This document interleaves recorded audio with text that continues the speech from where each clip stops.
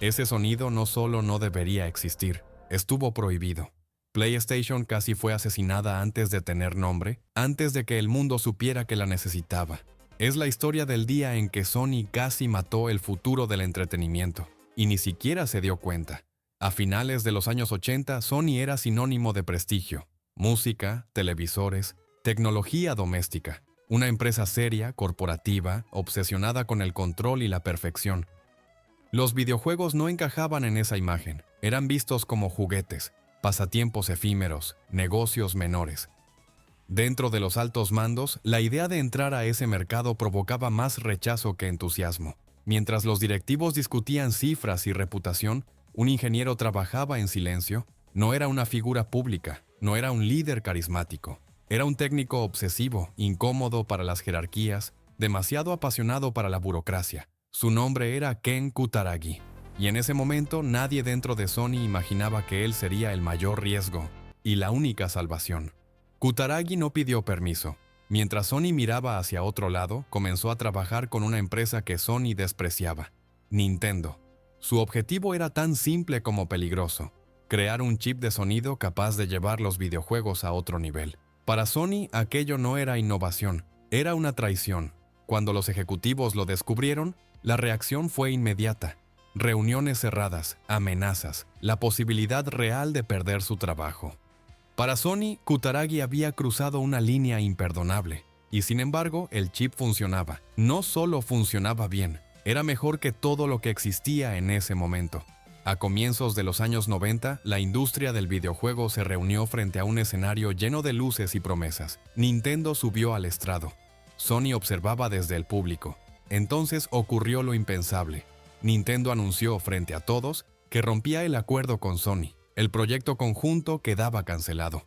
Sony acababa de ser traicionada, en vivo. No hubo escándalo inmediato, solo silencio. Un silencio cargado de vergüenza corporativa. Dentro de Sony, muchos vieron el anuncio como la prueba definitiva de que entrar en videojuegos había sido un error. Y como suele pasar, la empresa buscó un culpable. Todos los caminos conducían al mismo nombre. Despedir a Kutaragi parecía la forma más rápida de cerrar el capítulo. Pero algo comenzó a cambiar. Si Nintendo había reaccionado de esa manera, tal vez no era porque el proyecto fuera débil, sino porque era demasiado peligroso para dejarlo avanzar. PlayStation quedó en una zona gris. No estaba aprobada, pero tampoco cancelada. No tenía presupuesto oficial. No tenía respaldo público. Solo existía en laboratorios aislados, sostenida por ingenieros que trabajaban más por convicción que por órdenes. El proyecto fue apartado físicamente del centro de la empresa, como si esconderlo pudiera hacerlo desaparecer. Kutaragi siguió adelante. No convenció con discursos, convenció con resultados.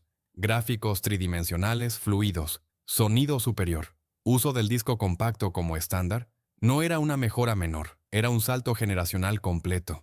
Y ese salto estaba ocurriendo sin permiso. Dentro de Sony comenzó a circular una pregunta incómoda. ¿Y si los videojuegos no eran un negocio menor? ¿Y si el futuro del entretenimiento no estaba en observar, sino en interactuar? Nadie la formuló oficialmente, pero ya no podía ignorarse. Algunos ejecutivos empezaron a temer algo distinto al fracaso. Temían el éxito, porque si PlayStation funcionaba, cambiaría el equilibrio interno de poder. Nuevas prioridades, nuevos líderes. Para una corporación rígida, eso era tan peligroso como perder dinero. El proyecto ya no podía ocultarse. Sony convocó una reunión definitiva, no para soñar, para decidir, cancelar PlayStation o apostar todo. El miedo no era financiero, era reputacional. Fallar en videojuegos significaba admitir que no entendían a la nueva generación. El prototipo fue presentado. Rendimiento, costos. Ventajas claras frente a la competencia. Por primera vez, PlayStation dejó de ser una idea rebelde y se convirtió en un producto viable. La sala se dividió. Unos querían detenerlo, otros entendieron que quedarse fuera significaba perder décadas de futuro. Hubo un silencio decisivo. Sony estuvo a segundos de decir no, pero dijo sí, y no a medias, apostaría todo. PlayStation recibió algo más valioso que dinero: legitimidad. La aprobación trajo presión, plazos imposibles, expectativas enormes. El proyecto que antes era ignorado ahora cargaba con el orgullo de toda la empresa. Ya no había margen para errores. Sony tomó una decisión clave: no copiar a nadie. PlayStation no debía parecerse a nada existente. Apostó todo por las 3 dimensiones, por gráficos, sonido y mundos que no parecían juegos infantiles. El control también cambió.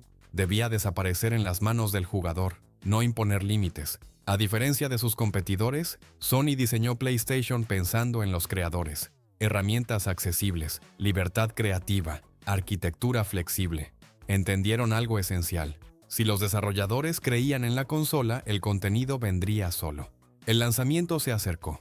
Sony decidió romper reglas incluso en el precio. No buscaba ganancias inmediatas. Buscaba mercado, buscaba relevancia cultural. La comunicación dejó atrás el tono infantil. PlayStation hablaba a adolescentes y adultos que nunca se habían sentido representados.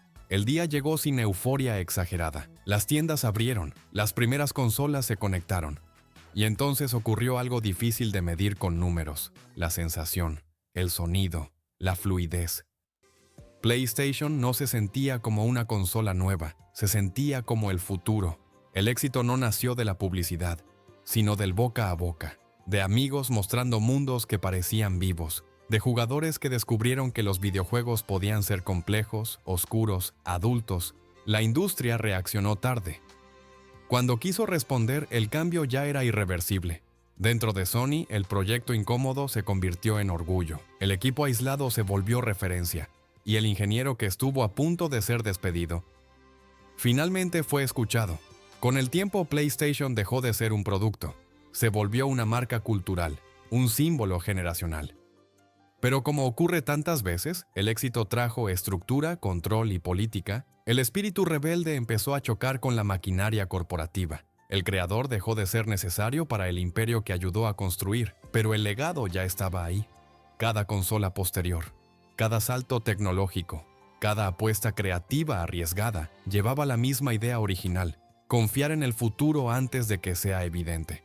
Años después, millones de personas siguen reconociendo ese sonido en segundos. No importa el país ni la generación, ese encendido sigue diciendo lo mismo: aquí empieza algo. Sony dudó, la industria se rió, el mercado no lo pidió, y aún así PlayStation cambió el mundo. No por suerte, sino porque alguien decidió no apagar una idea cuando todos querían silenciarla. Muchas gracias por quedarte hasta el final de este video.